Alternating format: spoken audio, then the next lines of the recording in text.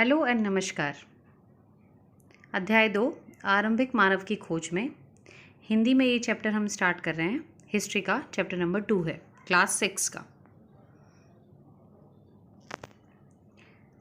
Chapter की शुरुआत आरंभिक मानव से कर रहे हैं हम। आरंभिक मानव कौन थे और कहाँ रहा करते थे। तो इस महाद्वीप में 20 लाख साल पहले रहा करते थे आरंभिक मानव, जो आज हम जिनको आखेटक खाद्य संग्राहक के नाम से जानते हैं। भोजन का इंतजाम करते थे कि इस विधि के आधार पर इनका नाम आखेटक खाद्य संग्राहक रख दिया गया। आमतौर पर खाने के लिए वो जंगली जानवरों का शिकार करते थे, मछलियों और चिड़िया पकड़ते थे, फल फूल, दाने, पौधे, पत्तियाँ, अंडे इत्यादि इकट्ठा करते थे। तो जो आखेटक है, आखेटक जो शब्द है वो एक तरह से शिकारी होता है जो मार कर खाता है, और खाद्य संग्राहक जो होते हैं वो फल फूल, दाने, जो भी खाने की चीज़ें हैं उनको कलेक्ट करते थे। इसीलिए कलेक्शन के बेसिस पे खाद्य संग्राहक हो गए और शिकार के आधार पर इनका नाम आखेटक हो गया। तो कंबाइंडली हम इनको आखेटक खाद्य संग्राहक कहते हैं। एक पॉइंट आता है आपकी बुक में, आखिर वो इधर उधर घूमते क्यों थे। आखिरकार ये आखेटक खाद्य संग्राहक जो थे वो एक जगह से दूसरे स्थान पर क्यों घूमते रहते थे। तो यहाँ पर हमने कह रहे हैं कि ये जो आखेटक खाद्य संग्राहक समुदाय के लोग थे, उनका एक स्थान से दूसरे स्थान पर घूमते रहने के पीछे कम से कम 4 कारण हो सकते हैं। ये एक एजम्पशन है कि इन प्रमुख 4 कारणों की वजह से वो ज़्यादा मूव करते होंगे। पहला कारण क्या है? पहला कारण यह है कि अगर वे एक ही जगह पर ज़्यादा दिनों तक रहते हों तो आसपास के पौधे, फलों और जानवरों को खाकर समाप्त कर देते थे। इसीलिए और भोजन की तलाश में उन्हें दूसरी जगह पर जाना पड़ता था। मतलब अगर कंटिन्यूसली वो एक ही जगह पर लंबे समय तक रहेंगे तो वहाँ के फल फूल, जितनी भी वनस्पति होगी जो उनके खाने योग्य है, वो ख़त्म हो जाती थी। इसीलिए उनको जगह चेंज करनी पड़ती थी। दूसरा कारण के बारे में जानें। दूसरा कारण यह है कि जानवर अपने शिकार के लिए या फिर हिरण या मवेशी अपना चारा ढूंढने के लिए एक जगह से दूसरी जगह जाया करते थे। इसीलिए इन जानवरों को जब शिकार करते थे ये आखेटक, तो इन जानवरों का शिकार करने वाले लोग भी इनके पीछे पीछे दूसरी जगह चले जाते होंगे। ऐसा अजम्पशन है दूसरे कारण के रूप में। तीसरा कारण यह है कि पेड़ों और पौधों में फल फूल अलग अलग मौसम में आते हैं। भाई हर मौसम में हर फ्रूट नहीं मिलता आपको आज भी। इसीलिए लोग उनकी तलाश में जो जिस भी स्थान पर जिस मौसम के अनुसार जहाँ पे फल फूल मिलते थे तो उसके हिसाब से अन्य इलाकों में चले जाते थे या घूमते रहते होंगे। और चौथा कारण जो इसका पता लगाया गया है वो यह है कि पानी के बिना किसी भी मानव, प्राणी या किसी भी पेड़ पौधे का जीवित रहना संभव नहीं होता, और पानी झीलों, झरनों और नदियों में ही मिलता है। यद्यपि कई नदियों और झीलों का पानी कभी नहीं सूखता। कुछ झीलों और नदियों के पानी बारिश के बाद भी मिल जाता है। इसीलिए ऐसी झीलों और नदियों के किनारे बसे लोगों को सूखे मौसम में, स्पेशली जब ड्राई सीजन आ जाता था, उस मौसम में पानी की तलाश में इधर उधर जाना पड़ता होगा। इसके अलावा अपने नाते रिश्तेदारों या मित्रों से मिलने भी जाया करते होंगे। यहाँ यह स्मरण रखना सबसे ज़्यादा ज़रूरी है कि आपको ये बता दूँ कि जो चारों कारण हम बता रहे हैं, ये जो आखेटक खाद्य संग्राहक थे पैदल यात्रा किया करते थे। ये उस समय की बात है जब किसी भी ट्रांसपोर्ट का मीडियम का इन्वेंशन नहीं हुआ था। तो अगला पॉइंट ये है कि हमें आरंभिक मानव के बारे में जानकारी कैसे मिली, या आगे भी अगर हम आज भी कोई नई नई चीज़ें खोजते हैं इनके बारे में तो ये कैसे पता चलता है। तो पुरातत्वविद जो हैं, यानी पुरानी चीज़ों का अध्ययन करने वाले विद्वान, पुरातत्वविदों को कुछ ऐसी वस्तुएं मिली हैं जिनका निर्माण और उपयोग आखेटक खाद्य संग्राहक किया करते थे। यह संभव है कि लोगों ने अपने काम के लिए औजार भी बनाए हों। और ये औजार और क्या क्या चीज़ें मिली होंगी, जैसे जो पुरातत्वविद लोग हैं उनको पत्थर मिले उस समय के, लकड़ियाँ और हड्डियों के औजार इत्यादि मिले, जिनसे हम ये पता कर पाए कि आरंभिक मानव कैसे और किस प्रकार से काम किया करता था। औजारों का प्रयोग की बात देख लेते हैं कि ये औजार जो थे विभिन्न रूप, विभिन्न किस्म के थे। तो इनका उपयोग कैसे होता है। यहाँ पर एक पिक्चर दी गई है, इस पिक्चर को आप देखिए। इस पिक्चर में कुछ औजारों का प्रयोग जो है फल फूल काटने के लिए किया जाता था, कुछों का हड्डी और मांस काटने के लिए, और कुछों का पेड़ों की छाल और जानवरों की खाल उतारने के लिए किया जाता था। इन पत्थरों का उपयोग, ये जो A, B, C और D में आपको हर साइज़ के पत्थर दिख रहे हैं। कुछ बहुत मोटे हैं, कुछ मिडियम वाले हैं और कुछ बहुत शार्प नुकीले हैं। औजारों का अन्य भी प्रयोग हो सकता है क्या? हाँ, हो सकता है। जैसे इस स्लाइड में आपको दिखाया गया है कि इंसानों के खाने योग्य जड़ों को खोदने के लिए, जो पहली वाली पिक्चर है, ये आपको दिखा रहे हैं कि पेड़ के जो खाने, पेड़ का वो भाग, ऐसा जड़ जो इंसान खा सकता था जिसको, उसको खोदने के लिए, क्योंकि इस पत्थर का नुकीला है पार्ट ऊपर की तरफ। और दूसरी वाली पिक्चर में आप देखें कि जानवरों की खाल से बने वस्त्रों को सिलने के लिए भी औजारों का उपयोग किया जाता था। ये और ज़्यादा शार्प होता था नुकीला नीचे, ताकि जानवरों की खालों में इसको अंदर डाल के सिल सके वस्त्रों के रूप में। पाषाण औजारों का निर्माण, यानी इन पत्थर के औजारों का निर्माण कैसे किया जाता था, तो आपकी किताब में इसके 2 तरीके बताए गए हैं। पहला है पत्थर से पत्थर टकराना, ठीक, और दूसरा है दबाव शल्य तकनीक। तो एक एक करके इसके बारे में देखें। पहला, पत्थर से पत्थर को टकराना, जैसे कि पिक्चर में यहाँ पे दिखाई गई है कि पाषाण उपकरण कैसे बनाए जाते थे। या पत्थर से पत्थर टकराना यानी जिस पत्थर से कोई औजार बनाना होता था उसे एक हाथ में लिया जाता था और दूसरे हाथ से एक पत्थर का हथौड़ी जैसा इस्तेमाल होता था। इस तरह आघात करने वाले पत्थर से दूसरे पत्थर पर तब तक शल्य निकाले जाते थे जब तक वांछित जितना भी वो आकार, जिस भी शेप में वो चाहते थे अपने इंस्ट्रूमेंट को बनाना, वो ना बन जाए, तब तक उसको हम प्रहार करते रहते थे। ठीक, ये हो गया हमारा टाइप नंबर 1, मेथड नंबर 1 कि हम पाषाण औजारों का निर्माण कैसे किया जाता था पहले। दूसरा तरीका जो है उसको हम दबाव शल्य तकनीक कह रहे हैं। इसमें क्रोड़ को एक स्थिर सतह पर टिकाया जाता था और इस क्रोड़ पर हड्डी या पत्थर रखकर उस पर हथौड़ी नुमा पत्थर से शल्क निकाले जाते थे, जिससे कि वो जैसे मर्जी शेप देना चाहें वो बन जाए। ठीक, ये 2 तरीके हैं हमारे पाषाण औजारों को बनाने के। आगे आपके एनसीईआरटी बुक में इस चैप्टर नंबर 2 में रहने की जगह निर्धारित करना एक पॉइंट आता है। आरंभिक मानव ने रहने के लिए जगह नदियों और झीलों के किनारे निर्धारित की। पुरास्थलों से आखेटक खाद्य संग्राहक होने के कई प्रमाण भी मिले हैं हमें। जैसे हम ये बता सकते हैं कि अच्छा, स्टार्टिंग का जो अर्ली मैन था वो अक्सर नदियों और झीलों के किनारे ही रहा करता था। इस मानचित्र में कुछ ही गिने चुने स्थान दिखाए गए हैं, जबकि इनके अलावा भी बहुत सारे ऐसे स्थान हैं जहां पर आखेटक खाद्य संग्राहक रहा करते थे। जैसे इसमें बुर्ज होम है, भीमबेटका, मेहरगढ़ा, कोल्डिवा, चिरांद, हंसगी, कुरनूल केव्स इत्यादि बहुत सारी चीज़ें दिखाई गई हैं। इनको आप अभी ध्यान से देखेंगे। अति विशेष विषय के रूप में यहाँ इस चैप्टर में आपका बहुत इम्पॉर्टेंट पार्ट आग की खोज। तो कैसे पता चला कि आग की खोज हुई और कहाँ से इसके अवशेष मिले, तो इसके बारे में हम बता रहे हैं कि कुरनूल गुफा जो है आंध्र प्रदेश में, आज का जो आंध्र प्रदेश है, कुरनूल गुफा से राख के अवशेष मिले हैं, जो एविडेंस मिले हैं हमें राख के। इसका मतलब यह है कि आरंभिक लोग आग जलाना सीख गए थे। आग का इस्तेमाल कई कार्यों के लिए किया जाता था, जैसे प्रकाश करने के लिए भी, रात में अंधेरा हो रहा और लाइट और बिजली, इलेक्ट्रिसिटी तो उस समय थी नहीं, तो प्रकाश के लिए आग का इस्तेमाल किया जाता था। मांस को पकाने के लिए किया जाता था और सबसे बड़ी बात अपनी रक्षा करने के लिए। किससे? खतरनाक जानवरों को दूर भगाने के लिए, क्योंकि आग से जंगली जानवर जो होते हैं वो थोड़ा घबराते हैं, डरते हैं। तो उससे आग का इस्तेमाल कर कर आदि मानव ने या कि अर्ली मैन ने अपने आप को प्रोटेक्ट करना भी सीखा। बदलती हुई जलवायु।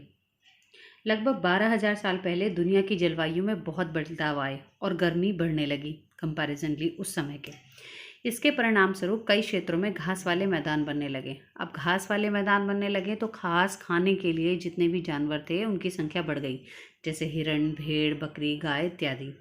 और इसके साथ ही आरंभिक मानव ने जानवरों को पकड़ कर रखना सीख लिया, अपनी ज़रूरत के हिसाब से उसे पालना सीख लिया और अनाज उगाने के बारे में भी सोचने लगा। मतलब बदलती हुई जलवायु के कारण अर्ली मैन जो था आखेटक से खाद्य संग्राहक के रूप में और प्रोडक्शन के रूप में भी स्टार्ट करने लगा था, यानी खेती भी स्टार्ट करने लगा था।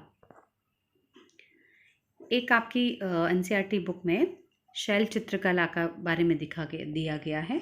ये नीचे एक पिक्चर दी गई हुई है। जिन गुफाओं में लोग रहते थे उनमें से कुछ की दीवारों पर चित्र भी मिले हैं। भाई जो रिसर्च कर रहे हैं इस फील्ड में कि अर्ली मैन कैसे रहता था, क्या खाता था, क्या करता था, जिन्होंने भी रिसर्च की है उनको कई गुफा मिली हैं और कई गुफाओं की दीवारों पर चित्र मिले हैं। इनमें से कुछ सुंदर उदाहरण अगर हम बात करें तो मध्य प्रदेश और दक्षिणी उत्तर प्रदेश की गुफाओं से हमें कई चित्र मिले, जिनमें से नीचे एक पिक्चर भी मेंशन की गई है। इसमें जंगली जानवरों का बड़ी कुशलता से सजीव चित्रण किया गया है। इतना अच्छे से ड्राइंग की गई है कि देखने वाला बड़ा गजब हो सकता है कि इतनी ब्यूटीफुल तरीके से जो है जानवरों का बिल्कुल रियल पिक्चर सी दिखाई गई है उस समय। कौन क्या करता था उस समय, आरंभिक लोगों के टाइम पे कौन क्या करता था, यहाँ ये तात्पर्य है कि भाई हमने अभी तक पढ़ा कि आरंभिक लोग शिकार और फल फूल का संग्रहण किया करते थे, वे पत्थरों के औजार और गुफाओं में चित्र भी बनाते थे। क्या हमें कोई ऐसे साक्ष्य मिलते हैं, कोई ऐसा एविडेंस मिलता है जिससे ये पता एग्जैक्टली पता चल जाए कि महिलाएं शिकार करती थीं या पुरुष, महिलाएं औजार बनाती थीं या पुरुष बनाते थे, या फिर महिलाएं चित्रकारी करती थीं और पुरुष जो है फल फूल इकट्ठा करते थे?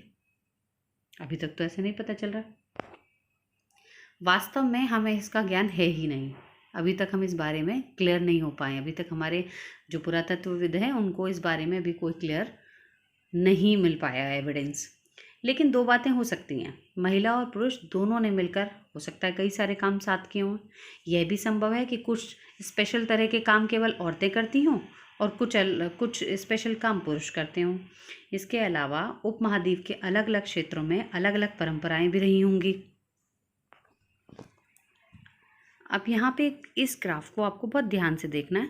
ये हमने पाषाण काल लिया है, यानी पत्थरों का काल, जब पत्थरों के आधार पर हम काल को विभाजित कर रहे हैं।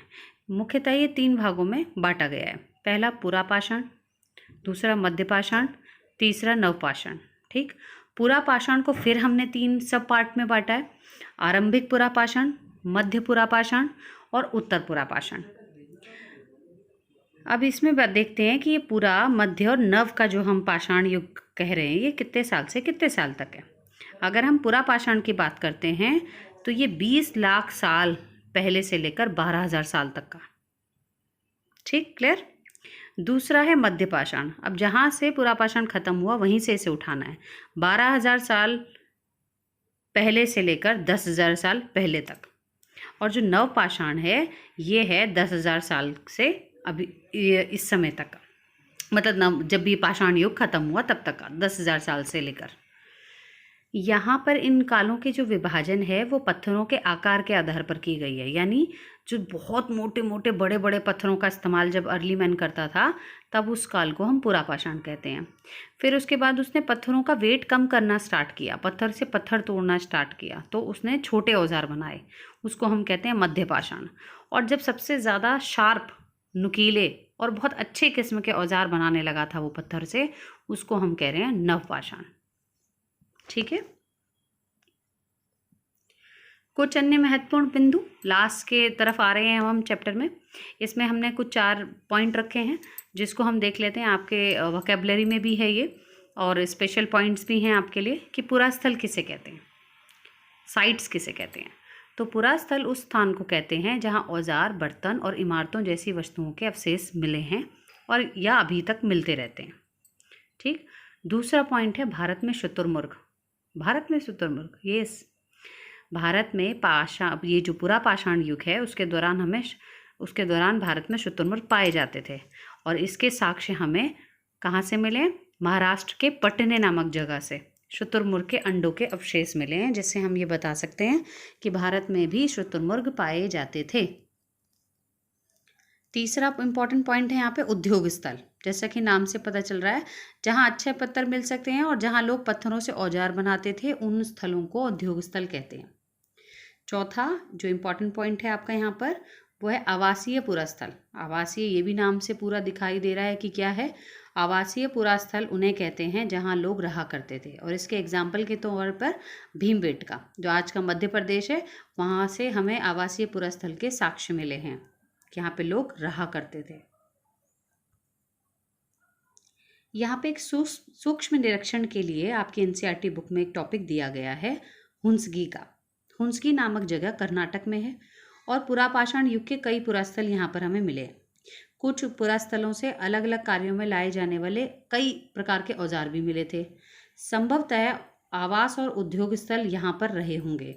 कुछ छोटे पुरास्थल में भी औजारों के बनाए जाने के प्रमाण मिले हैं। इनमें से कुछ पुरास्थल झरनों के निकट थे, यानी झरनों के पास थे, पानी के पास।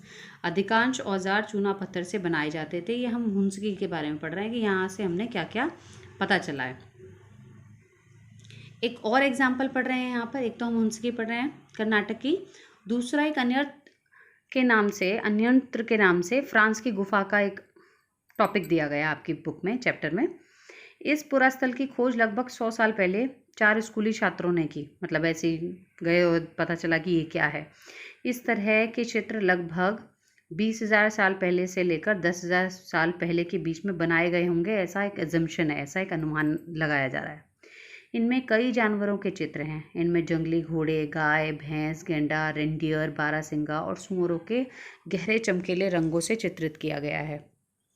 उस समय आप सोचिए, आज से अगर हम इस पेंटिंग के बारे में बात करें, मैं पहले आपको पेंटिंग दिखाना चाहती हूँ। ये पेंटिंग देखिए, ये गुफा के अंदर दीवारों पे मिली है, और ये क्योंकि ब्लैक एंड वाइट आपकी बुक में दिया हुआ है, इसलिए इसका कलर कॉम्बिनेशन उतना उभर कर नहीं दिखाई दे रहा। लेकिन इसमें जो कलर का इस्तेमाल किया गया है वो बड़े चमकीले रंगों के कलर्स का इस्तेमाल किया गया। आप ये सोचिए कि 20,000 साल पहले से लेकर 10,000 साल पहले के बीच में बनाई गई इस पेंटिंग में पेंटिंग करने वाले की जो स्किल है और उसको जो गहरे चमकीले रंगों का जो प्रयोग किया वो किस प्रकार किया गया होगा। उस समय तो ना तो इतने इंस्ट्रूमेंट थे, ना ब्रशेस थे, और ना कोई नेट का मीडियम था जिसमें से हम कॉपी करके बना लें।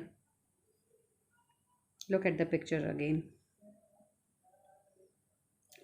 ये जो रंग चटकीले की हम बात कर रहे हैं, इन रंगों को लौह अयस्क और चारकोल जैसे खनिज पदार्थों से बनाया जाता था। यह संभव है कि इन चित्रों को उत्सवों के अवसर पर बनाया जाता था। मतलब हो सकता है कि ऐसा है कि घर में कोई फंक्शन, इनके यहाँ फंक्शन वंक्शन होता हो, तो उसकी रिचुअल के आधार पर इसको बना लेते थे यादगारी के तौर पर। या फिर ये भी हो सकता है कि शिकारियों द्वारा जब शिकार पर निकलते थे घर से कि भाई हम दूर जा रहे हैं शिकार करने, तो कुछ अनुष्ठानों के लिए, कुछ यज्ञ या कुछ रिचुअल ओकेज़न पर कुछ करते होंगे रीति रिवाज, उसके अनुष्ठानों के लिए इसे बनाया गया होगा। तो ये चैप्टर हमारा पूरा हमें बताता है कि आखेटक खाद्य संग्राहक कहाँ से आए, कैसे रहे और क्या क्या साक्ष्य हमें मिले हैं, और इसके विषय में ये आपका पूरा टॉपिक कंप्लीट होता है। Thank you so much.